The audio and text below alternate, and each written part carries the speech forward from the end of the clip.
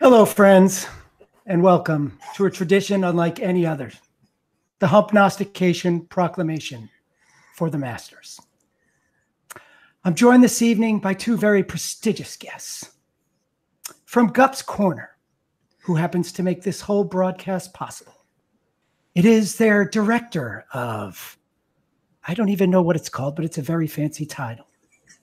Mr. Big Bucks, No Whammies, aka Brian Snow. Thank you for joining us. Thank you, Hump. I appreciate the invitation. It's nice to finally get an invitation to this prestigious event. This is my second appearance. I'm hoping the first appearance jitters are out of the way. In fact, Mr. Bucks, you are currently the only cross-sport participant of the Oh, then I'm going to crush this. And joining us from the Pat Mayo experience, a man with perhaps the most fabulous lettuce in all of the DFS world, Mr. Jeffrey Fienberg. Hello, Jeff. Great to be back here. Hump, Bucks, good times, Masters Week, ready to roll. Yes. All right, guys, here's the deal. There is tons of content out there for the Masters Week. Nobody wants to sit here and watch Hump for an hour. So we're going to keep this going fast, and we're going to move right through it. We're going to get to the players right away. But I got to ask you guys two very personal questions. First, Bucks, you're going on vacation to a very beautiful resort. Now, will that family vacation at a beautiful resort have any type of impact on your ability to watch the Masters, particularly Saturday and Sunday? No, it's going to be way better. So I don't have cable, and I haven't had cable at the house for like 9 years. And so the fact that I have cable now and can have my laptops and tablets out, it's going to be amazing. Okay, so it actually enhances your experience. That's the whole reason we're going on vacation, so I can watch Sunday at the Masters. Okay, fair enough.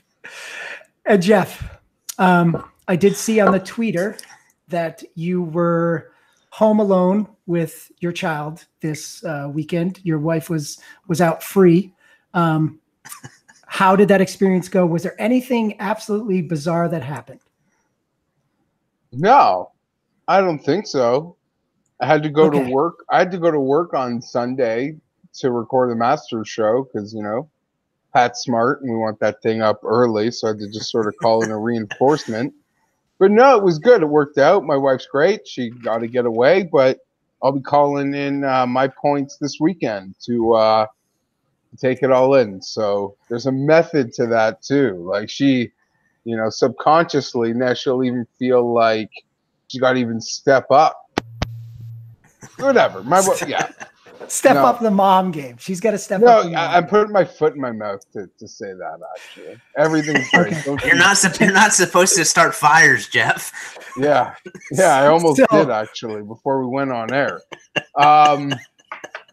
That's true. He's telling the truth. Yeah, and don't start that. And whatever I just said there, don't clip. Like people can see it. They'll find it in the show. But I need a clip of me telling my wife to step up. I promise. On the internet. Okay. I promise I will not do that. The only reason why I brought that up is because Hump is a veteran now of 4 children. And the first time my wife left me home alone with the first child, I wanted to be, Mr. Cool Dad. And I'm like, oh, dude, let's take a bubble bath. Man, it'll be awesome. And, so I started the bath and I put 2 full things of bubbles in there. So there's bubbles going everywhere. I mean, you couldn't see any water. It was just bubbles. Well, that little girl took the biggest deuce in the tub. Dude, and I didn't know what to do because there was bubbles and deuces everywhere. So it's a very dangerous experience to be home alone with your child for the first time. So I didn't know if anything like that happened to you. No, we made it through. I'm glad to hear it didn't. All right, let's move it on. Okay, guys, up at the top, the $10,000 range, where I'm going to disqualify a couple players from the discussion. I don't want to hear you talk about Rory. I don't want to hear you talk about DJ. I do not want to hear you talk about Tiger at this point. I need you to give me your favorite DraftKings play from the $10,000 range. So we're talking about Justin Rose, Jon Rahm, or Justin Thomas. Bucks, let's start with you on this one.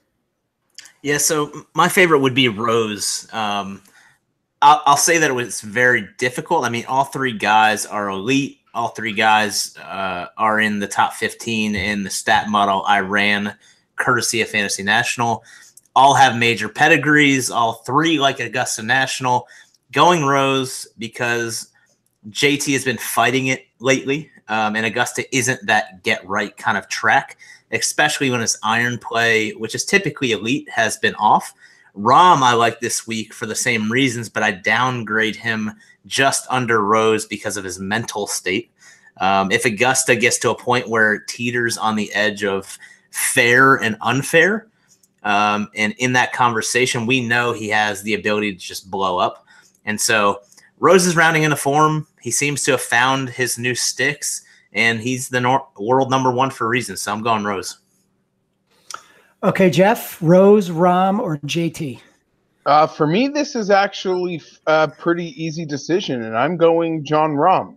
I don't think anyone would be surprised to see him wear the jacket. I certainly wouldn't be surprised to see Rose wear the jacket. But I don't know if Rory's been certainly great, but, taking those guys out, 6 top 10s in his 9 starts this year. I think they're maybe not from the people watching this, or even there's a percentage of people watching this that I think the guy's a loser. He's 24 freaking years old. His last 3, that thing at the Players, to me, he grows from it. I truly believe it. Yeah, absolutely. I'm thrilled that he is grouped with Tiger because we're doing this post groupings. I'm not, but he'd probably be on the short list of players that just says F you to anything. I'm here. In that Sergio, Patrick Reed vein of look at, kind of who's won. Not to say I'm making a correlation there, but just an attitude, he's got the similar, boomer bust attitude like those other guys. And his last 3 rounds at this track, guys, I don't want to get it wrong, so I'm going to make sure I get it right. A 68, a 65, a 69. The course is tailored for him. Give me Jon Rahm. Okay, I like it. Differing opinions from the two of you. Yeah, they're both great picks. I'm not, I don't think Bucks doesn't like Rahm, and I certainly, it's hard to say anything negative about Rosie. They're both on the actual very short list to me of players that can actually win this week. So, For sure, behind Rory and Tiger. I think we both agree, though, if we had to rank them, Justin would be our third. So maybe there's a good pivot opportunity there with Justin Thomas because he's not taking a lot of love. I certainly don't have interest in him. I'll be stacking guys like Rahm and other personal favorites. So yeah, of course. That's just me. He's won stuff. I like to roster guys that have won nothing. There you go. That's a solid take. Yeah, I don't know. I look at my team. I'm like, he's won nothing. He's won. I mean, in the the big ones. That's Yeah, of course. You all know who I'm talking about. Yes. Little. Okay, so here's something that I want to touch on, and I got to bring it up. I said we couldn't choose Tiger, but I'm kind of seeing something that's piquing my interest about Tiger. I'm going to play Tiger regardless. But there seems to be what I'm seeing. He could be, I don't want to say under-owned, but if you look at FanShare, which I just pulled up, his sentiment rating is 70, which is almost as bad as Jordan Spieth's. Most of the other guys that are getting tagged, Rory, Ricky, Kuchar, Rose, heavily tagged, they're all above 90 sentiment ratings. Tiger is flirting with a Jordan Spieth sentiment rating. I went out to Fantasy National and I pulled up their projected ownership of him and how many actually, generated lineups he's been in. I was shocked to see the numbers on that. And then I hit up Bucks and I'm like, Bucks, I know things can change for you between right now and tomorrow night or before the tees off. But what are you feeling about Tiger? and Gup said 15%. Like, if Tiger's going to be 15%, dude, I don't see a world where he's. I think he's going to be 25 plus personally. Okay, because that's what I think he should be. Depends on the contest too, but go ahead, Jeff. I'm chomping to speak here. I'm with Bucks. There's not a world in where he's 15%. I'm Canadian, so take what I'm about to say with like, my only window to your world is through like cable news. But to me, this is just like people who didn't want to admit they were voting for Trump or like the polling. Like I don't give a flying anything. 15%. Like no, like closer to Bucks's projection, at least over 20. Like, come on. I mean, it can go both ways. To me, there's people, unfortunately, I don't know. Sometimes my DMs can be a cesspool, but sometimes there's some information. People that claim to have access and know things in my like little sphere tell me they're really high on top. How he performed at the at the Open Championship and the PGA. Those last two majors, like he's ready for this. Like that's sort of the things they look to. In like the smaller samples, look to the fact that I've seen great holes. I've seen great stretches of holes, 4, 5, 6, 7, 8 holes, great nines, but I haven't seen days. That being said, there's not a chance. There's not a chance he's 15%. That's insane.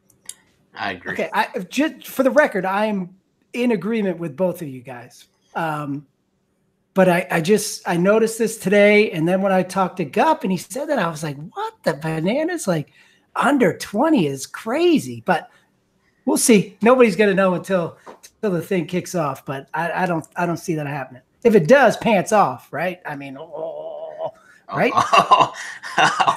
Yes. Okay. All right.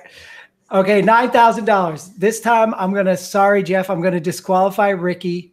And I'm also going to take out Paul Casey because he's been playing well. He won the Valspar. I know he won it last year too, but he's got great course history here. So people are going to play him. So I need your favorite DK play, the $9,000 range. We're talking about Brooks, Bryson, Tommy, or Jason Day. Boys, for me, that comes down to Tommy Fleetwood. I think his game. Shocker. Yeah, right. I think. Hey, listen, I think his game suits this course very well. It's a second shot golf course. He's the guy in that group that I think is most suited. He's going to be a focal point in a lot of my lineups. In a lot of them. That's for sure. I'm going to be building around him quite a bit, to be honest. And now, if I'm not mistaken, you have a big old parlay with the Virginia money. Yeah, I got real lucky last night. Isn't that right? Yeah, I liked the 30-1 I was seeing on Tommy, and I was like, you know what? I sort of looked at it like this. Like I don't know like a lot of college basketball, but I'm a sucker for the big game.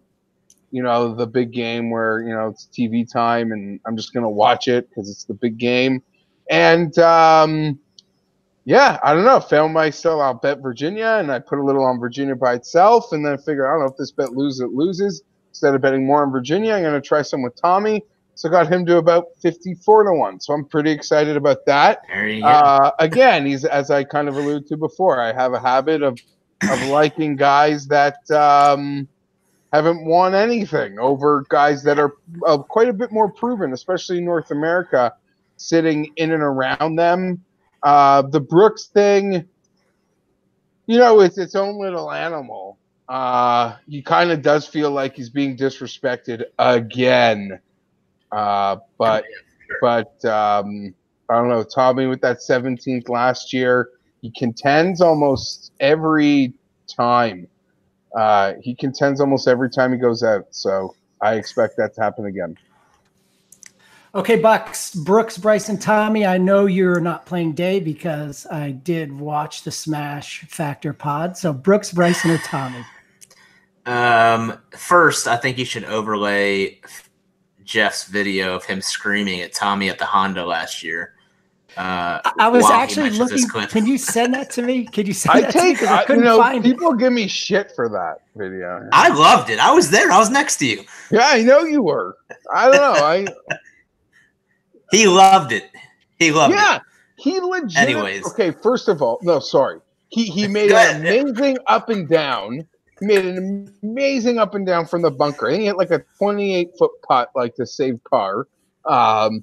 And then after the round, he was legitimately asked in his interview about like the fans and them cheering for him and how much support there is for him out here. He said he loved it. It really motivated me. So exactly. Yeah. Singling you out. I love it. Yeah. I personally love it. I'd never like say anything, even when like the backswing or after the backswing. That's like not me. But if the players are like walking up to the green, especially in those like par threes that are surrounded by like tents and there's like walkways, yeah, I can holler motivational things. Thank you very much. It was a motivational speech. It was good. It was good. Yeah. So, I have changed a little bit based from last night's pod. I'm going to be having a little bit of day. I just think his short game is too good not to consider him, obviously. But my pick in this range would be Bryson. Elite ball striker, hit it great last year at Augusta. He ranked bottom 5 of everybody in putting, even the 30 guys that missed the cut. And he finished, 40th, 45th, something like that. So he hit the ball well, just putted atrociously. I think with another year under his belt, having improved in putting in those categories, strokes gained putting this year, I think Bryson can make a run. So I'm going to go Bryson this range. All right, good stuff. $8,000 range. I want to talk about 2 guys that have won this tournament before, and they look to be going, at least one of them is definitely going to be, it looks to be under-owned. One of them is gaining a little bit of steam. But Phil Mickelson, Adam Scott, if you had to choose to play one of those 2 guys, which one are you taking? And let's start with Jeffrey. Adam Scott. The putter does not worry you. Well, that's always part of the game with Adam Scott. But I don't know. This whole Phil hasn't since he won. I don't think he's done better than 35th. I think Scott will just have a much more consistent week. Phil, I don't really see either of them winning, but I think Scott's got a better chance to top 10, top 15, top 20. Phil, to me, it's either going to be like awesome or he's home on the weekend. Yeah. Phil has not had more than 68 DraftKings points since Pebble Beach. That's 1, 2, 3, 4, 5 tournaments. Bucks, who are you taking? So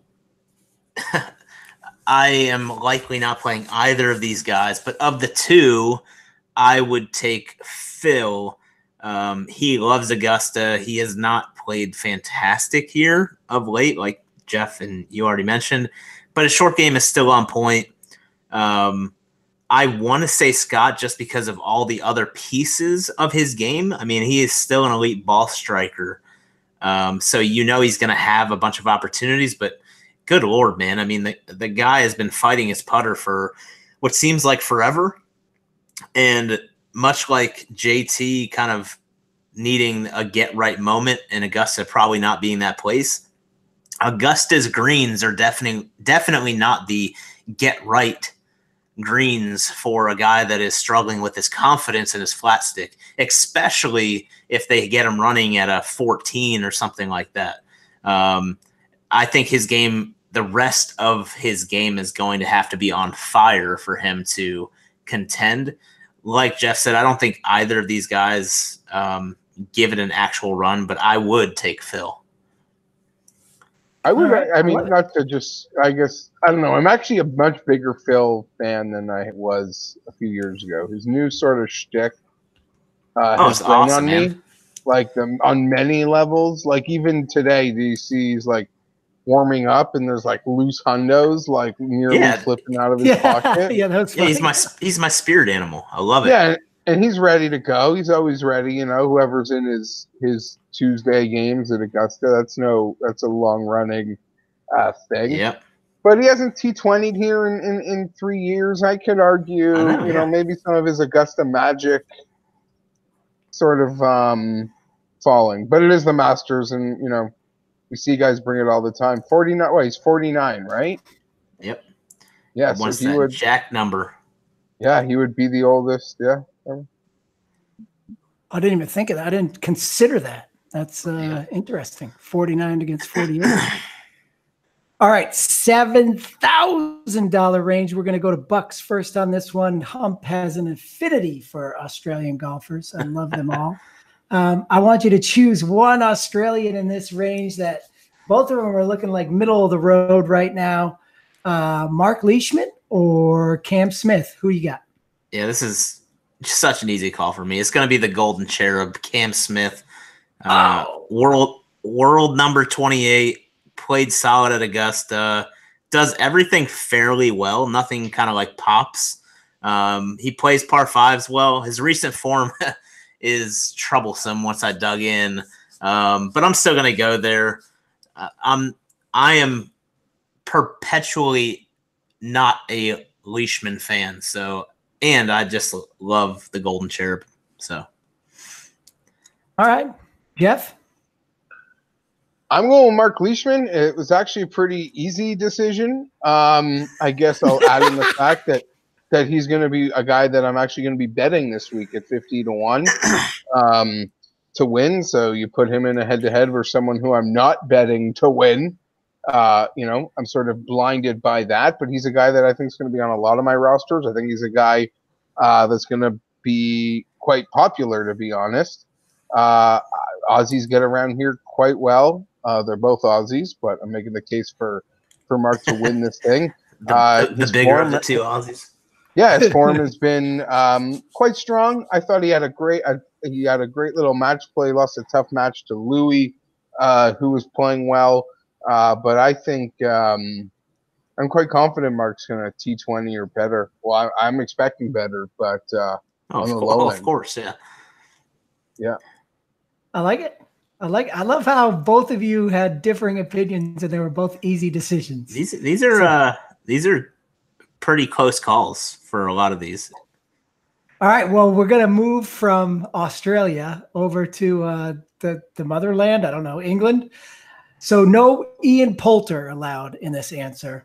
I need you to choose between one of the Englishmen. That's going to leave you with Fitzpatrick, Eddie Pep, or Ty Hatton. And before you spit out Matthew Fitzpatrick, I just want to remind everybody that he T7'd, in his appearance in 2016. But since then, it's been progressively worse. He's gotten worse each year. So just don't just say, oh, he T7. Take the whole thing.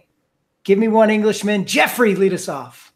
Oh, I'm not really too high on any of them, but I'll say Fitzpatrick. Yes. Okay. If you got to make me pick one, I'm picking Matthew Fitzpatrick. Just sort of his game just sort of suits the plodding nature of getting around here. Okay, fair enough. Bucks? Yeah, I'm gonna go Fitzpatrick. He has decent length off the tee, solid par fives. I'm definitely not gonna go Eddie Pep, and I dislike Hatton. And again, I think he has that attitude. If something goes wrong, who the hell knows what he's going to do at Augusta. If he has a blow up hole, it could be just massive. So made that decision fairly easy. It's going to be Fitzpatrick. Okay, that one was easy. $6,000 range. I'm only going to disqualify two. I'll give you the entire range otherwise. Ooh. You can't give me Charlie Hoffman.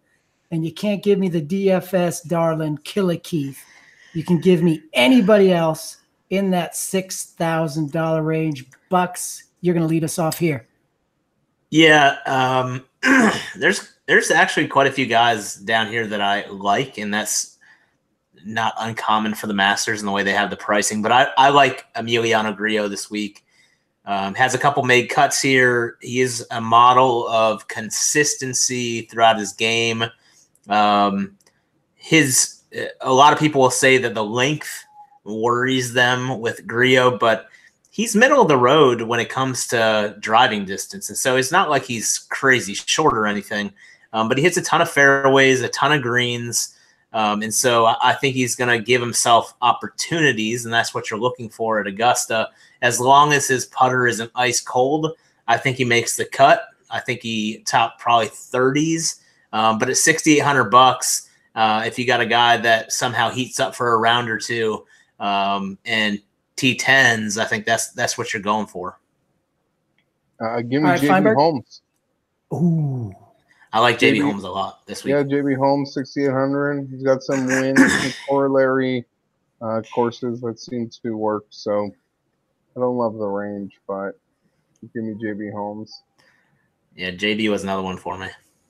Yeah, I like JB. Out of the, and I'm throwing you guys a curveball with this one, but out of the two old men who have very solid history here, Freddie Couples and Bernhard Langer. Do either of them, both of them, none of them make the cut? Jeff, you first. No, I don't invest. I don't try to play those games. I try to just pick the I don't know, the younger, sexier guys. I think Longer. I think both can make the cut. I think Longer stands a better chance. That dude has been just straight fire for years on the senior tour. Putting has been ridiculously good.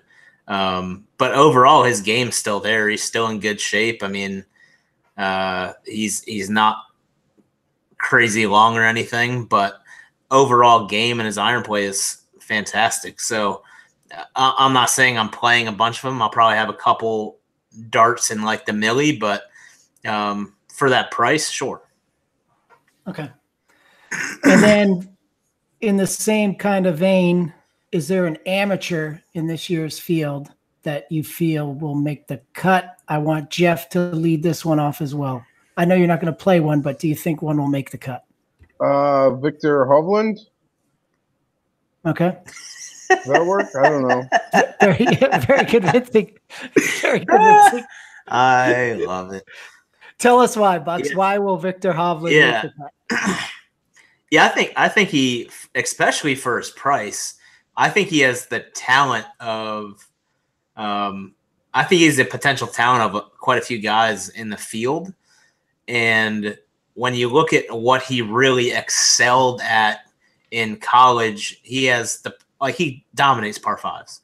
Solid wedge player, dominates par fives, keeps the ball in play, and he's just stupid long.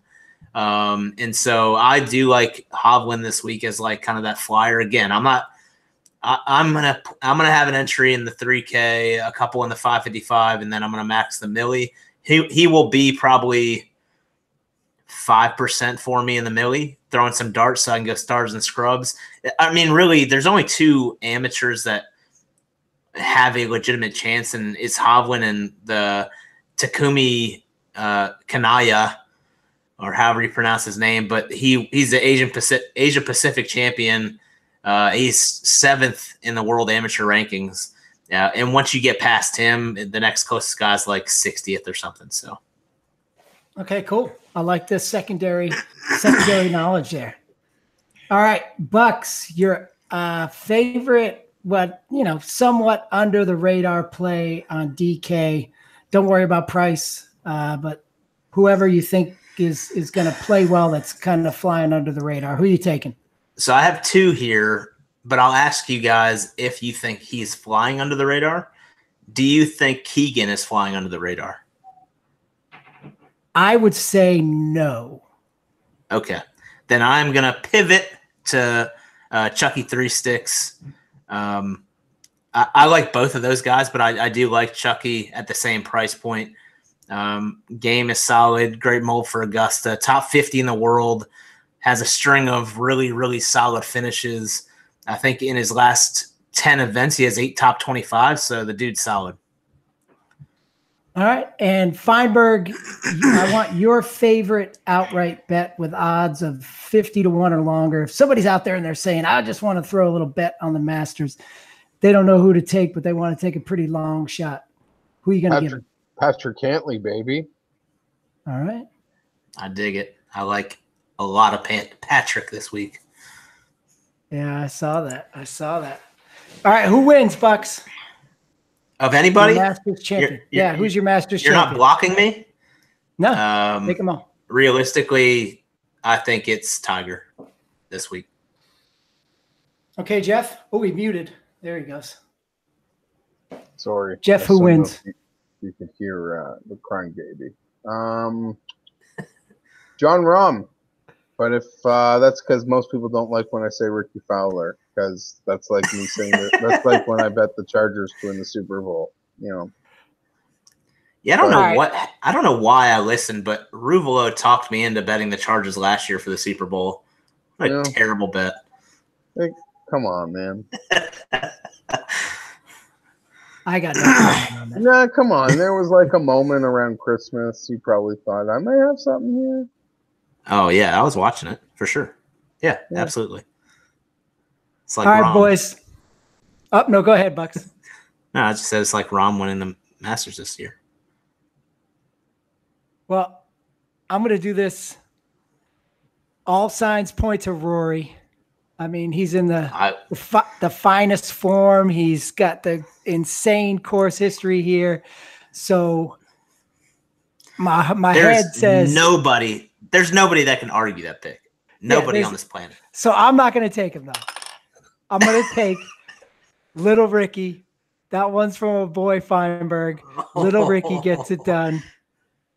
Ricky Fowler is your 2019 Masters champion. Brothers, I love you guys both. I thank you for coming on. And good luck to you and enjoy the week. We'll see you next time. Let's go Masters.